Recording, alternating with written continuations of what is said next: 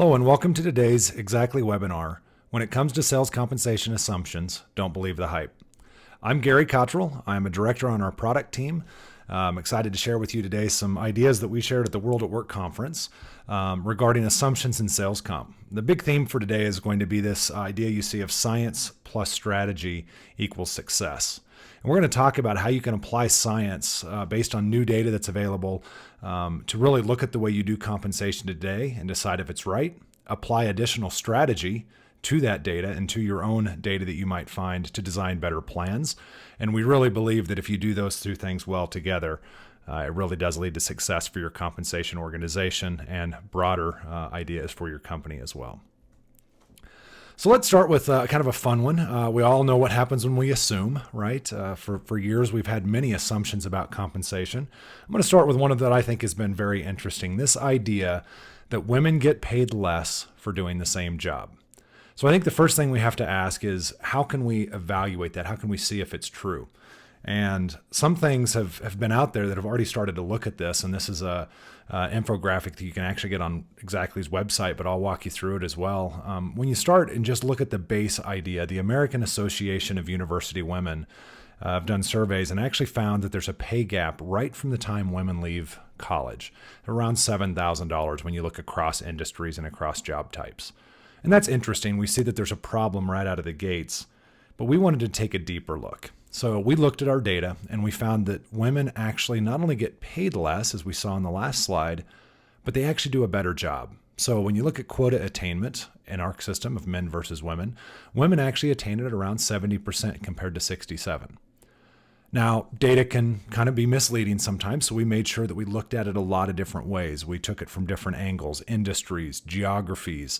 We looked at distribution. Was it just a few very high attaining people that were skewing the curve? But the reality was, no matter which way we looked at it, it was telling us the same thing repeatedly.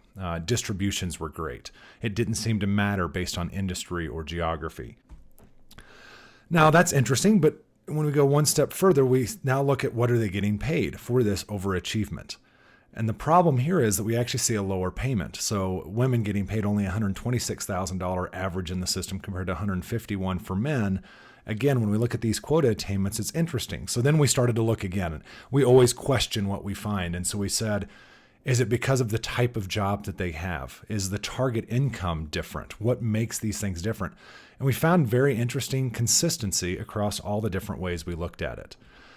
So we started to look at other things that we knew we had in our data. Things like, do women manage differently? Do they stay in their role differently? And one of the things we found is that women actually stay in their role longer than men, around 3.3 years for women as opposed to about 1.9 years for men.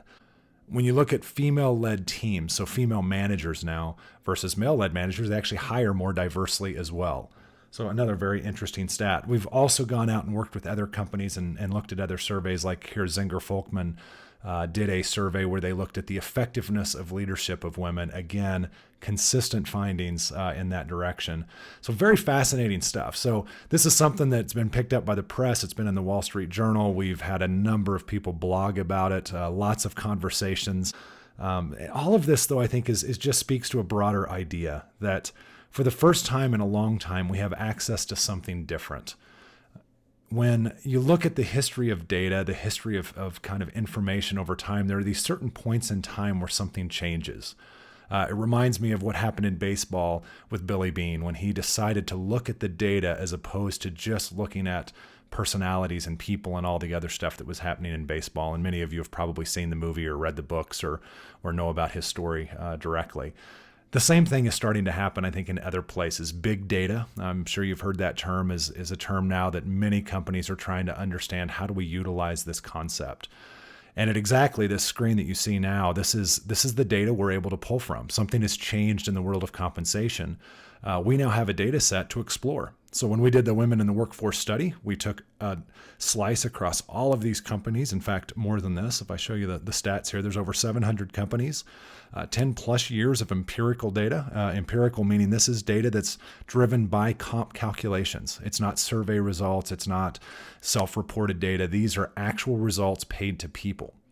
Sometimes we have to cross those with different data sets. So for example, in the Women in the Workforce study, we had to cross it with data that helped us understand whether a person was a man or a woman, right? So we had to know based on the name whether or not somebody was statistically a male or female. So some people got lost, right? Some names that were gender neutral, we had to disqualify from the study. But we still were left with about 75% of the data. So still a very, very large data set to be able to look through. And sometimes we'll combine that with other things as well. We're doing studies on geographical differences. So there we're able to look at, where a person is geographically to understand. And you'll see some of those as we go through the rest of the presentation. So this part is really all about the science. Remember before I said it's science plus strategy equals success. We now have a data model that allows us to look deeply at the science to try to decide what's happening. Is it right? Can we change it? Should we change it? And how do I compare my own company against those same type of benchmarks?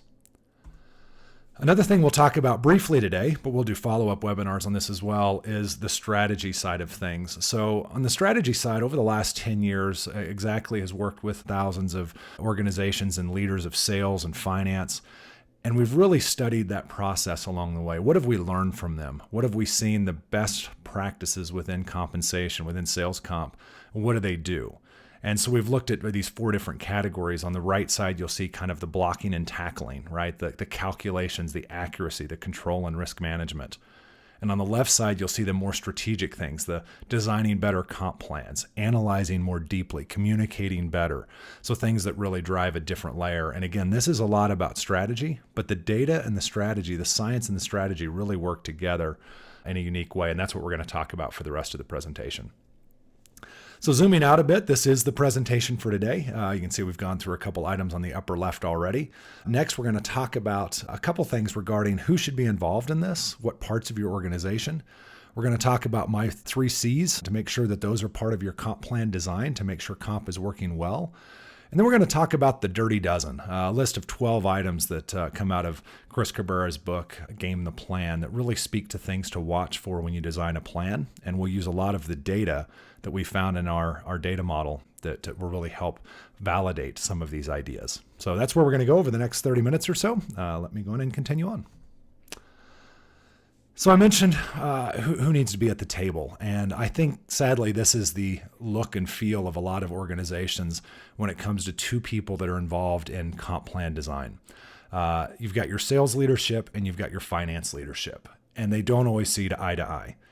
Sales believes they need to drive certain behaviors to get to their number, and finance wants control to make sure that the risks are mitigated and that they have a ability to forecast and understand potential spend.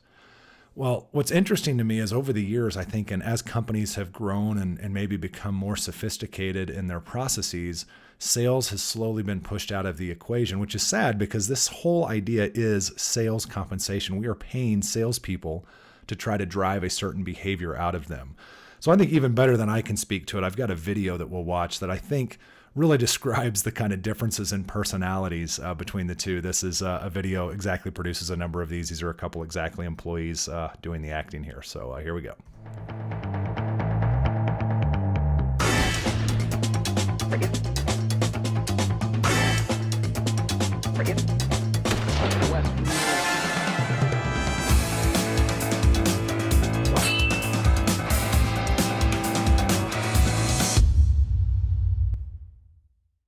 So, Franco, let's go over our goals with regards to comp plans. So what I'm thinking is simple, easy to maintain, and great sales analytics. Simple and easy to maintain. I like that. I'm thinking simple, succinct plans that really motivate the rep to sell different products, but I want to sprinkle in some spiffs throughout the year. Simple and succinct to motivate. I like that. What I thought I'd do is whiteboard some of my ideas so you know what I was thinking. How's that sound? Sounds great. Let's do it.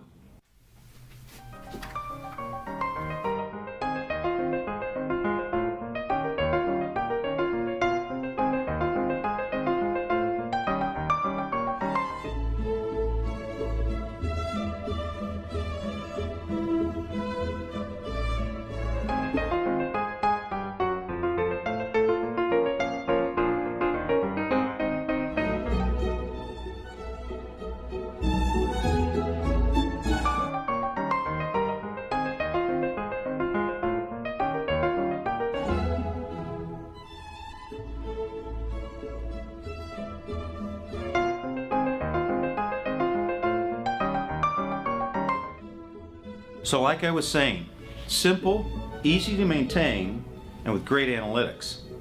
Okay, so like I was saying, I want it simple, I want it succinct, and I want it motivational. You got that?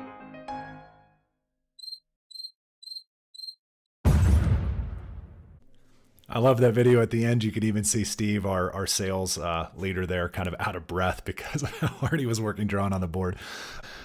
I think it does tell a good story, though, that we've sometimes excluded sales from the equation, maybe because of that idea of how they try to design the plan. And obviously it's completely out of control and there's no way to understand the ideas. But there is also the reality that we need to remember what this is all about in the first place. It's about sales.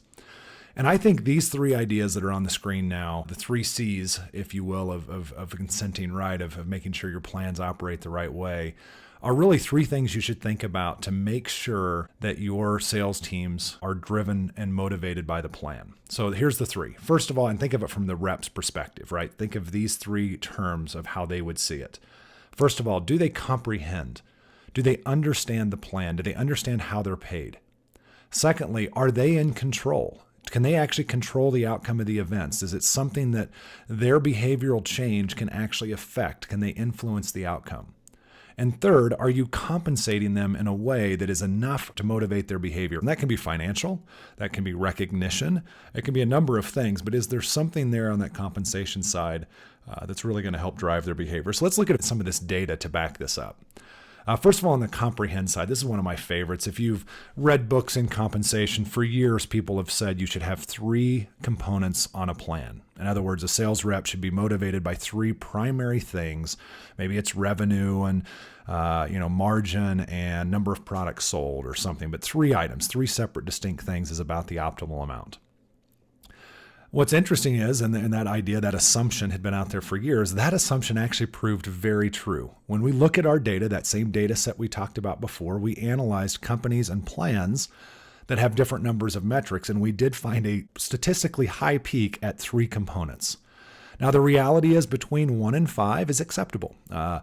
We do see a higher performance at 3, but we see positive effects anywhere between 1 and 5 metrics. When it moves to 6, and even more so at 7, and if you go beyond 7, it's a cliff, the performance, the ability of the rep to perform across those metrics goes to nearly 0. And I think that there's a reason for this. I think they can't comprehend how to make all of the moving parts work together to achieve all of the goals. So they start to optimize on a single goal. So they may blow one of the goals out of the water and miss the other 6. And we start to see that consistently across the plan. So comprehension, I think, is a big piece. Next is control. And the graphic in the lower left, you can see, speaks to this idea of how many people are paid on a given deal. And there's many different ways we can talk about whether or not a person's in control, but I think this is one. We looked across our data set again, and we found that the average number of people paid on a deal is 30. When you look across every customer we have, when a transaction is sold, it typically affects 30 people's compensation on average. We had one customer that does 161 people. Every time a deal is sold, 161 people's comp is affected. The optimal number is 5. The reason is those 5 people can actually influence the deal. You've got maybe the sales rep, the sales manager, maybe the overlay person like this, the sales engineer or solution consultant. You might have a specialist. You might have an executive sponsor. You have a few limited people who are really engaged in the deal that can actually influence its outcome, as opposed to picture being the 161st guy, right? Maybe this guy in the upper right-hand corner of that mass of people. How much influence could he have possibly had on whether or not that deal closed? So I think it's an interesting thing. Other things in control, of course, are like if you're asking the rep to get compensated based on cash collected, but they have no ability to influence a customer's payment schedule, it's really difficult, right, for the rep to be able to understand or think that they're in control of that outcome. And then finally, we have the compensate side. And this is an interesting statistic. Again, as we look at our data, we're able to see things like turnover as well. So we looked at and we said, if a company pays in the lowest percentile of total payments compared to these different quartiles, how much effect does that have on their turnover rate? And what's interesting is you'll see those first 3 tiers virtually, the same. 14, it actually gets a little higher in that mid-range. But once you get above the 75th percentile, there's a dramatic decrease in turnover. Now, the reason I bring this up around compensation and these 3 C's Obviously, what you choose to put as a target income is a much bigger decision than just what you put on a metric. But for any given metric, you're going to have this same concept in the rep's head. If they don't feel there's enough attached to it, they're going to turn over that metric. If the whole plan is bad, they may turn over in general, but they're going to ignore those metrics that are so small that do not provide enough compensation to really give them value. And going back to the top graphic on the number of components per plan, if you have 7 or 10 components on a plan, you're dividing their income into such small segments that it's very easy to ignore one of those items. So again, I think these 3 C's, memorize these, think about these every time you design a comp component. Does the rep comprehend it? Are they in control of the outcome? And are you compensating them in a way that really motivates their behavior? Okay, so next we're going to drill into the details of this science and strategy concept. So these dirty dozen, 12 different ideas that affect compensation. They're really an extension of the 3 C's, and you'll see that some of these even really articulate the same ideas. The 3 C's are simple, you can think about them every time. These 12 items are a little more detailed list to go through and analyze the way that you're doing compensation. And again, we'll show a number of data points to back this up. We're going to start with weak incentives. We've already talked about that a little bit in the fact the last one of the 3 C's, the compensate side, that it can be a problem. We've also done an empirical study on this. So you can, again, go to our website. This infographic is there. We did a study with Glassdoor to find out, does paying more really matter? And so there were some very interesting findings. First of all, we compared the kind of 3 smiley faces that you see are how much they got on Glassdoor. So exceptional were 4-star ratings all the way down to 2. And quota attainment was directly correlated. Now, one of my favorite sayings as a data person is, correlation is not necessarily causation. I totally agree, but these numbers are correlated. So whether that's because they're unhappy because they have low quota attainment, or they're low quota attainment because they're unhappy, something there is linking those 2 things together. And as we go down the sheet, you'll see we can explore this deeper. We found another thing that was very common was the amount of pay in those jobs where those rankings took place. And you can see the variable pay component between the 3 tiers. Again, left side being the more negative reviews, right side being the more positive. You can see how that goes up. You can also see the relative cost of getting that quota attainment. So we use the lowest group as the baseline, and of course, as you get higher, that cost, you can see the relative change to pay somebody to get to that quota attainment level. So you can see it does cost to get the right salespeople, to get them motivated in the right way, and these statistics can help you understand what the potential impact might be if you decided to go higher. Interestingly, it also has this turnover issue, and this is a very interesting one to me. I would like to dig into a little bit more is why is the middle tier have the lowest percent of reps staying more than a year? My theory is, my hypothesis that I want to test is that in that middle range, you're still dealing with a lot of top tier sales reps who are highly mobile and able to find new jobs.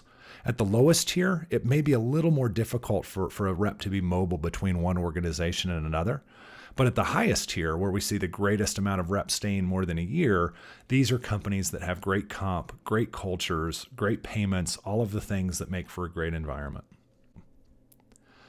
When we summarize all of this up, you can see these are the kind of statistics of reps at the highest quality, highest rated companies. They have 13% higher quota attainment, 83% average higher variable pay, and 8% of reps stay more than 1 year. So that's the first thing to watch for. Make sure that you're paying people the right way. Second is unattainable. This classic case of Roadrunner always getting away from Wile E. Coyote. Coyote never gives up, right? Sales reps will. If you give them a goal that they recognize as unattainable, they will exit the stage. So this is something very important for you to think about. How maybe an annual goal, if a rep is 6 months in and they recognize they're not going to get to that goal, how do you make sure that you keep them engaged? Or if you're doing a bonus or a spiff, and maybe you're doing a contest where the top 2 or 3 people get some bonus or item or whatever, make sure that you keep the other people involved, engaged, because if they recognize they're not going to be one of the top 3 and they're only halfway into the contest, you will lose their focus. An interesting thing we found in our data related to this is what we would typically expect to see is a bell curve of distribution, right? So we would expect to see this quota attainment bell curve that many of you have probably seen, where most of your reps are attaining between 90 and 110%. And this is kind of the number of reps. The height of the bar represents the number of reps at each of the different quota attainments. But when we look across our data set, we see this kind of trimodal curve, which is very interesting. We have a core group of performers who are right around 100%, as you would expect. But then we get these other two peaks. The lower peak we've explored in detail. We've looked at who are these people. We found some interesting things. They are a little heavy on new hires. So we think that there's a problem setting first-year quotas, ramped quotas. So that's something to look for. We've also found, as you would expect, much higher turnover in these reps. So when you look at all these different data points, you start to wonder, what can I recognize who these performers are sooner? And that's really where we're starting to explore our data set now, is to say, can I analyze either before I hire or in the first year or two to understand who will be not even in the middle peak, but who might achieve this farthest right peak? And when we look at this data set, again, interesting, we find that performers who are in this highest tier, this farthest right peak, tend to stay there year over year, quarter over quarter. So we think that these are truly your top performers. These are people who achieve, they know how to do their job, they do it well, they work hard, and they will consistently be there. And we want to make sure that we don't get the idea that somehow these people attaining 130 and 140% or whatever, even higher, we don't want to think that somehow we need to move them into the pack by setting higher quotas, or because what that will do is cause them to think, this job is not the right one anymore. Let me move somewhere else where I can go blow my quota out again. So beating your quota, and I've done a lot of personal analysis lately that we're going to start to look through as well, around what is the actual cost of revenue of a sales rep who's at these different tiers. And it's fascinating. The most expensive reps, of course, are these down here. Even though you're not paying them variable pay very high, you're paying them salary, benefits, all of you got to have a desk for them, right? So there's costs associated with these reps that they are not recovering for you. Where these reps at 130% have fully blended that cost over a large number of deals, a lot of revenue. And so their incremental cost for commission is actually less impactful. So again, not something we've published yet, but some very interesting statistical data when we look at the cost of revenue at the 130 to 140% tier is actually where it's lowest. So those reps that can perform that well are actually your cheapest reps, even though they might be making a lot of money. Next, this is a simple one. You can't make it too easy. If you make the goal something that the reps would achieve anyway, you give them a bonus if they close, a certain product line, and all of those reps were selling that product anyway, you're kind of just throwing money out there. There's no reason to spend money on something that is so easy for the rep to attain that you're not actually motivating behavior. Let management do those things that are easy to motivate. Compensation should be for the more difficult things. One size doesn't fit all. An apple to someone might be an onion to someone else. And what I mean by this is make sure that you think about your sales teams. Think about their demographic information. Think about who they are, what they're motivated by. And you probably have more than one type of sales rep, and there might be differences between those groups. Where they're at, geographically, awards and style of payment in the U.S. is very different than in, say, Eastern Asia. Right? Or even different parts of Europe have very different philosophies on how compensation should work. So in some places, contests are great. In other places, those are not the cultural norm, and they can actually be a negative thing. So really be smart about the way you design comp plans and even what prizes you use if you do a contest. Think about your team, what they're specifically motivated by, and find a way to drive those types of prizes. Here's a fun video. We did a video before. We're going to do a couple more here over the next couple slides. This one I think is great because it speaks to how children really react to different things. And I think we can kind of relate because even though we're adults now, a lot of those same childlike behaviors continue to exist inside of us as adults when we think about how we're motivated. So here we go. What does motivating mean to you? I think you already know, don't you? Did your dad tell you? What does motivation mean to you? Well, kind of where, if they offered something better, then it would give me more reasons to keep working. What type of things motivate you? Maybe money or, What is it here with the money thing? bacon or maybe... Let's ask her. Why doesn't money motivate you? Because, well, back then, if you had more money, the people in the kingdom, they had much less money than you, and they could hardly pay to have the things they needed. The commoners? Mm-hmm. It's not difficult. Don't be a commoner.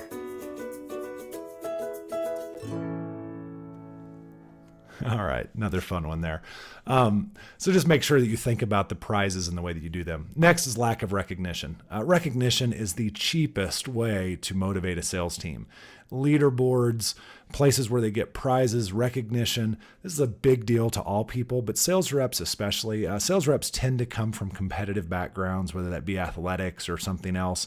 And that idea of being number one, being on top, being in the top group is a big deal to them, and definitely a way to allow you to recognize sales reps and motivate them, and also bring a lot of engagement from them. Many companies do things like President's Club. I think those are great, but you can also just do monthly and quarterly things on your sales calls. Make sure you recognize reps who have gone above and beyond or done things that are special within the organization. Next, capping. Caps can be very, very dangerous. If a rep feels that they've met a cap, they will stop trying. They will push deals to the next quarter. They will stop trying to get extra revenue out of a deal if they know that's going to reach the cap. They might even try to delay part of the deal to a secondary payment, a secondary revenue event, so that maybe they can get paid. Always think about these items from the view of the sales rep, so that you can think through what would they react to if I put this item on their plan. So I recognize in finance we have to put controls, but capping can be a very dangerous thing to motivating the behavior of a rep. Next is unknown spend. You need to understand what the spend will be, model things out, look at pipelines, understand what it is. We've heard many horror stories from companies who were unable to do this because they were using Excel or something else. They run a promotion or a spiff or maybe even a comp plan design, and they had no idea how much they were going to have to pay for it. It can be damaging, obviously, to your margins and to your bottom line. Next is inaccurate measures. By the way, you guys have seen a lot of references in the background. Hopefully you smile and know most of them. This one's a tiny bit more obscure. I'm sure some of you are laughing who know Spinal Tap, but the idea here is inaccurate measures. The Spinal Tap reference, they make their amps go to 11, which is, I guess, supposed to make them go louder, but there's a whole debate on the movie about that it's really just 10. But how does this relate to comp? If you can't measure something accurately, it's going to lead to all kinds of problems, disputes, disappointment, reps who become disengaged, maybe even actively disengaged where they're actually fighting the system. So be very careful about your ability to measure anything that you put on someone's plan. One more video here. This is another one of these ones with the kids. I'll let you guys watch this one as well. Let's say your parents asked you to do a chore, like maybe take the trash out to the trash cans and I'll give you $5. That'd be nice, right? Yeah. Now, what if you did it and they only gave you $2? How would you feel? I would say, hey, that's only half. That's right. How would you feel? Well, I would feel sad inside, but I would also be polite. How would you tell them, I believe you've paid me incorrectly? What would you say? I would say, thank you. That's a very, very nice answer. Yes, how would I you... would say, thank you, but that is not the right payment. So give me the right payment or else. That's like sassy mode. Sassy mode indeed. It's not difficult. No one likes sassy mode. I love the way kids react. Next, too many measures. This one was already touched on the last thing, but if you need this guy to help you solve how this stuff works and which one you should work on, it's not working for your reps. Think about how many measures and really the math behind those measures as well. Next is poor territory management. You can't think that all reps and all territories are equal. Peanut butter spreading quotas does not work. It's very important that you strategically think about the differences between people and locations when you're designing quotas, territories, and even comp plans. So here's another empirical study that we did. This is again on our website. This one is looking at the different parts of the United States. We're looking to expand this worldwide as well, but currently we just did a US study between 4 different regions. And in those regions, we looked at what is the differences between them? What are people's ability to achieve quota? When we look at the different regions, we see pretty consistent performance. Central region, very high in quota attainment. So again, are we saying quotas too low? Are they reps performing well? We don't know for sure what that is. The next thing, when we look at total comp, the next bar down, we see the differences in payment. Now, we know that there are some geographical differences. We'll talk about that in a minute, why you might need to pay people differently in these different geographical regions. We also looked at pay mix, and it was interesting to find there was a pretty big variable in the actual pay mix as well. And some of this might be cultural, right? People in the coast tend to be a little more comfortable with the idea of pay being at risk. And in the central regions, you expect a little bit more of the kind of Midwest personality, consistency, wanting to get the higher salaries. And we see that play out in the mix of pay a little bit as well. A very important thing to think about from an HR perspective when you're trying to attract reps as well. This is what you're probably competing with. So I told you we normalized this data. We wanted to make sure that we looked at the value of $100. So we used this Bureau of Economics study that looked across regions. Now, again, we recognize like the 8857 you see in California. That's not the same in the Bay Area as it is in, Northern California, upstate somewhere. So we recognize that there are geographical differences within a state, but this at least gives us a starting point to be able to think about that data in a normalized fashion. So you can kind of see this, and this is how we help normalize some of the data sets to make sure we understood what we were looking at. And when you look at that with the adjusted compensation, so you can see the real numbers there, you can kind of see how much you're paying reps in each of these different regions. So again, just very interesting stuff about the job markets, about the opportunity is what this one's speaking to. So another infographic you guys can go grab and explore at your leisure, but definitely interesting when we look at that empirical data, that data set that we have for all of our reps and customers and what we see in the results. Next, two left here, delayed gratification. I don't know if you guys have heard of the marshmallow test. I'm not going to play the video today, but there is a great video. Actually, there's quite a few out on YouTube. This one, the graphic I have here is from a company called Ignite Media. They have a YouTube on it. It's fascinating to watch. But for those of you who don't know what the marshmallow test is, it was originally done in Stanford in the 1960s. By a group of psychologists there. What they did is they gave a group of like 4 and 5-year-olds a marshmallow, and they said, you can eat it now if you'd like, or if you can wait, I'm going to leave the room for a little bit. And by the way, they left for about 15 minutes. I'm going to leave the room for a little bit, and when I come back, you can have 2 marshmallows. So you can have one now, or you can wait and have 2. And so they obviously had hidden cameras in here and watched these kids painfully try to make it through. They would sniff, they would take little tiny pieces off and bite it. They'd lick it. They would start to eat it and then realize it was the bad idea. A couple of them would just eat them right away. In fact, the tests, about 2/3 of the kids would not make it. They would eat the marshmallow either right away or at least before the 15 minutes. But 1/3 of the kids would actually make it. So how does this relate to sales comp? I think the most direct way it relates is the timing of payment.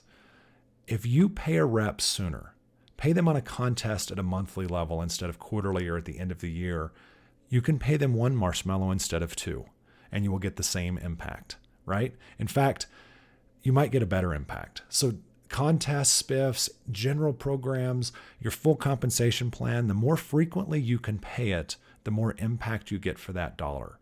So a very interesting thing. Again, I think if you watch the video, you'll see some great things. In fact, if you look at the rest of the study actually continued on, and they monitored these kids as they grew up, and they looked at the kids who were able to wait versus those who couldn't, and they found a lot of other really cool stuff about personalities and how they developed over time.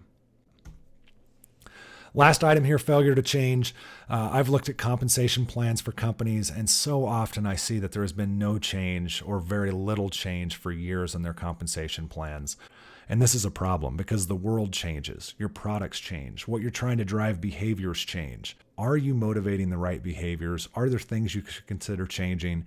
And if so, how do you change those?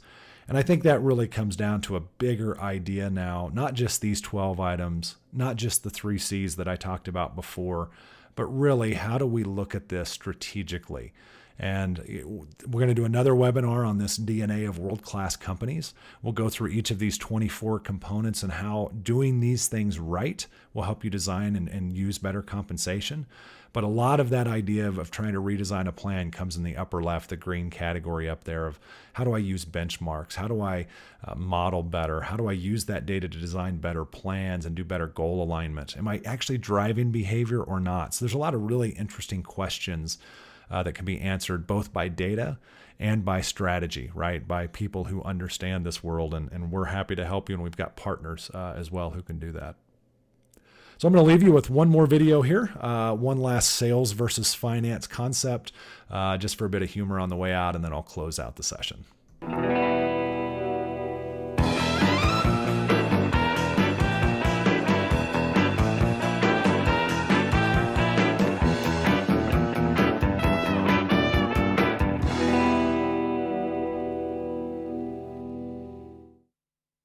Hey, Scott. Right.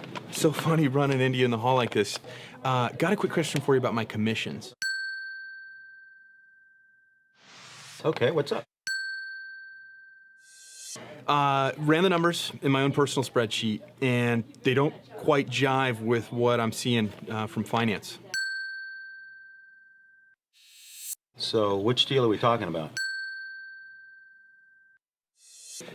It's the one I sent you 3 or 4 emails about over the last week. I sent this as an attachment. Okay, so I got those. I sent them over to accounting, and they assure me that our calculations are correct. Yeah, accounting. Boy, I kind of pretty sure there's still a discrepancy there, and I'd like to get it sorted out before the check's cut. The problem is that we've already sent them over to payroll. They've already been processed. Oh, yeah. Really be sweet to review those with you before the checks are cut. Yeah, we should probably look into that. Yeah, I think that'd be a really good idea. So why don't you get some time on the calendar? We'll set it up.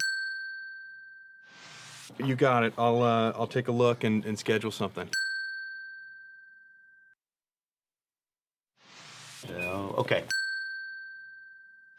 Okay, thanks.